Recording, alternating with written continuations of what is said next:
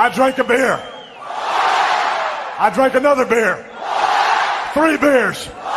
4 beers. Welcome into the Beers and Ball Show. My name is Eddie, and I'll be the host for this evening's episode. And we're going to be talking about my Green Bay Packers taking a trip up to Pittsburgh to take on former quarterback Aaron Rodgers in a Sunday night football clash.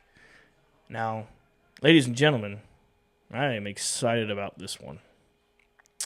As soon as not only the schedule came out, but that Aaron Rodgers signed with the Pittsburgh Steelers. I always knew this was going to be electric, and I know that's exactly how everybody else feels the same. That this one was circled on calendars. If you had to work on this Sunday, you took off, or you will call in sick. If you have to work that night, and hell, I even know some people are going to be taking off Monday because of how big this game is.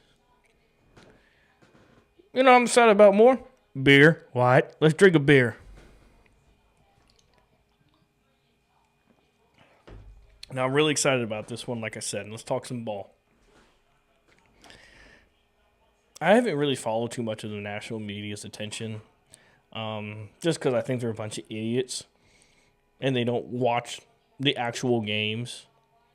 But I'm kind of having a little fun with this Aaron Rodgers revenge game. Because it makes sense in some aspects.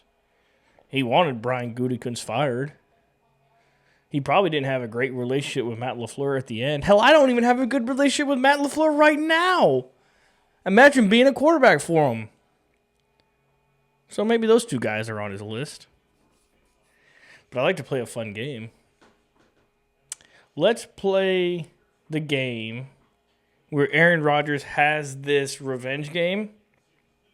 And Jordan Love has this proving the franchise right, proving Brian Gutekunst right game. Why not? We can do whatever we want, and that's what I'm deciding to do. I'm creating a narrative for Jordan Love. Hey, Jordan, here's your narrative now. Deal with it, buddy. This is your prove-it game. The whole franchise is thinking about it. This is your prove-it game. Prove the franchise was right. Prove that you're ready for this moment, and go beat that old man's ass. There's your narrative, because that's the almost exact same narrative that they're doing for the Steelers and Aaron Rodgers, that they were wrong. He's still playing at age of 40, putting up great numbers. It's not the franchise fault that he completely choked in the playoffs multiple times with probably 3 teams that were Super Bowl caliber teams. And I'm not hating on Rodgers. I'm playing into the narrative here. I got a lot of love, a lot of respect for Aaron Rodgers. My greatest football memories come from him. But facts are still facts. So if you're looking for a revenge game, don't look at Brian Gutekunst. Don't look at Matt LaFleur, except for maybe that Tampa Bay game, but it's still your fault in the most part. Look in the mirror. Look in the mirror, Aaron Rodgers. If you want revenge, look in the mirror. Because multiple of those games, defense did enough. Now, there were plenty that they didn't. But they did enough against Tampa Bay. They did enough at home against Tampa Bay that you begged for. They did enough at home against the Niners. And that last year was just a wash with you. You can't blame a team for letting you go when you had the year you had in your last year. Because Father Time's undefeated, and you may be playing good right now. You might be even play great in this game. But that doesn't change the decision that the Packers made as a good decision. So let's move right into the numbers. So, if you want to be like Chauncey Billups and you want to bet, here's your bet odds. Opened at 3.5. Not at 2.5. That's fine. I don't care. Your odds are even worse when you start betting on the spread than it is the money line. It's worse. Bet the money line on your team. Don't stress about points. Just get the win. Care about what these NFL teams care about. They don't care about the spread. They care about getting the W. Bet the money line. So whoever ESPN, which not a big fan of, but this is just the easiest way it's made for me.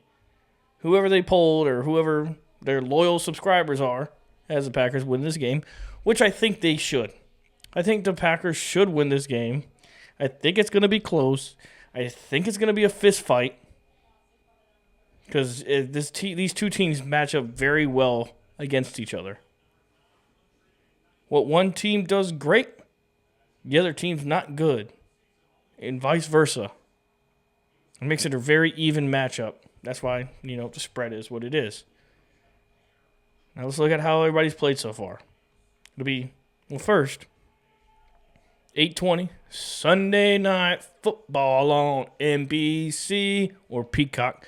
We're going to have, Jordan Love and Aaron Rodgers dueling it off. And look at these statistics so far. This is scary close. Scary close. Even though I think Jordan Love has a nod because I don't think the Steelers have had a bye week yet. I could be wrong. I don't know if they've had a bye week yet or not. No, they haven't. 4-2. I guess they have. Yeah, they have. Or I don't know. I don't care. Their statistics are close. Then you got, and the thing is here. Jordan Love's statistics right now, I think he's batting around a 70% completion rating. I don't know. I don't know math. Math, that's why I'm talking to you because I don't know math. If I knew math, I'd be building spaceships. I think he's close to around there. 10 touchdowns, should have more. He's missed 3. 2 interceptions. He's doing good against carrying the ball. I mean, people just swear that he's some bad quarterback. Then you got Aaron Rodgers on the other side that looks damn near exactly the same. 4 more touchdowns, 3 more interceptions. It's a wash. And when he starts throwing them this year that I've seen, they come in bunches. 2 at a time. I threw 2 errant ones against Cincy. Look at the running backs. Jalen Warren, I'm sorry. Love him. He is awesome at running back. He's a bowling ball running downhill. And he is great in the receiving game. He can do it both. Josh Jacobs, touchdown machine. If he gets one early, you might as well go ahead and live bet for another one. Because he gets in the end zone like it's a magnet attracting him to it. Receiving game, Tucker Kraft. Yeah, he's our highest rated receiver, I guess, in receiving yards. Makes sense. It's just Matt LaFleur refuses to, give it to his best receiver so far, Matthew Golden. More than 4 times a game. But Tucker Kraft is producing at a high level tight end. I don't know, there maybe be 2 tight ends I'd rather have over him. Which I don't even know about the first one. I mean, Tyler Warren for sure has been playing great, but I'm still happy with Tucker Kraft. It's apples and oranges. Maybe Brock Bowers. That's it. This guy's like a 5th round pick. Out of a town that has 1,000 people in it. He's awesome. And he's a problem. And they got DK Metcalf on the other side. Producing 400 yards receiving. That's great. But the thing is where that pendulum that I'm talking about from where it's one team's strength is another team's weakness. Now, DK Metcalf will wreck a game in a heartbeat because there's not a DB in the National Football League that can size him up. Hell, there ain't even a fucking linebacker that can size up DK Metcalf. It comes down to just praying when that ball's thrown down the sideline that your DB's just in good enough position. Because they're not going to outman him. They ain't going to move any weight around. That's what the problem is you can double a guy like that. That's That's the takeaway from it. You can double a guy like that. Now, what the Packers have that's going to be so great for them is they're by committee. It's like the number one number for the Packers receivers is 4. You know, Tucker Kraft's going to get 4 catches. Matthew Golden's going to get 4 catches. Romeo Dobbs going to get 4 catches. And then whoever that other guy is. And I think it's getting ready to explode because Christian Watson is coming back. And I think he debuts on Sunday Night Football in that bad field. Hopefully they had enough time to fix it, though. Hopefully University of Pitt hasn't played there recently. And that field got resodded. It's a good surface because it's a legendary place to play. It kind of sucks if the field sucks. You know, those two things don't match up. Why is a college playing at your NFL field? That don't make no sense. But I don't know Pittsburgh and their whole deal. It's still Heinz Field to me. Now let's get into why I think this is going to be a fist fight. And it's on both defenses. Both defenses are going to be delivering blows after blows. You know, you see here, Rashawn Gary, 5.5 sacks. Herbig, 4.5 sacks. Bob Barker, I will choose 500 for what's missing. Two of the top 3 best edge rushers in football. TJ Watt. What? Micah Parsons. Their productivity is why these two guys can be leading their teams in sacks. And they are good edge rushers, those Rashawn Gary and Herbig. They are good edge rushers. But they ain't doing it on their own. And they're getting a lot of one-on-ones because of those two guys. And I think the Micah Parsons and TJ Watt kind of game in itself, the game within the game, is going to be so fun to watch because they're two totally polar opposite pass rushers. I think a lot of the people out in the media think that these top Myles Garrett, TJ Watt, Max Crosby, Michael Parsons, all these guys are like, oh, you get one and you're dominant. It's like, no, because they all 4 play so much differently from each other. Like Myles Garrett is heads above the rest. Just because the dude does everything. Everything you want that person to do, he does it all. He's 100 out of 100 in everything. TJ Watt has a JJ in him, obviously, because when he can't get to the quarterback, he's going to put an arm up there, try to knock the ball up, get a pick like he did against Minnesota. So Jordan Love's got to be aware of that. That TJ Watt will still have a presence on the game even if he's not sacking you. Aaron Rodgers on the other side, he's got somebody that runs faster than DK Metcalf, or not just as fast as DK Metcalf, coming off the edge every play. With a makeshift offensive line that is good, maybe, question mark. Steeler fans, drop it down below how good your offensive line is.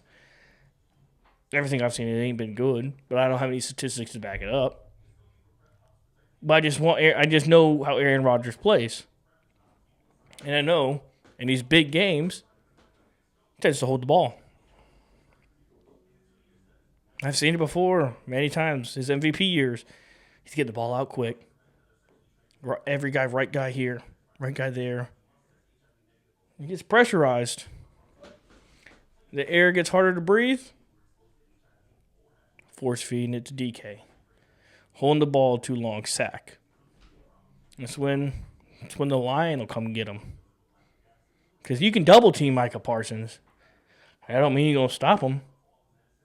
He will beat your double team just a little bit later than he beats your single team. So that game within its game on how these defenses are going to play, because I think the Steelers' defense is good, but they haven't put out good. You know, statistically they're not good, but they got all the pieces to be good. So we'll see. You know, you look at the last 5 games, you got a lot of common opponents, You know, you beat Cleveland, we lost to Cleveland. We beat Cincy, you lost to Cincy. You beat the Minnesota Vikings, we're going to beat the Minnesota Vikings. So it's all common. You know, I think the message of this game isn't Aaron Rodgers' revenge game. I think it's just overall a good game for true NFL fans. True love of physicality football. Because that's exactly what this game is going to be. Well, that's going to do it for this episode. So if you like the content, you enjoyed the video, you love drinking beer with me, drop a like, comment, and subscribe down below. And let me just remind you again, this whole YouTube channel is meant for, and it's just starting, so it hasn't gotten to the point that I want it to be at yet. This whole YouTube channel is meant there for you guys, the viewers, to come on the show, talk with me about football. I want to hear what you got to say. I want to hear what team you want to talk about. On Mondays, I want to hear your overreactions. I want this to be a viewer-led channel. And I just love ball. I love you guys.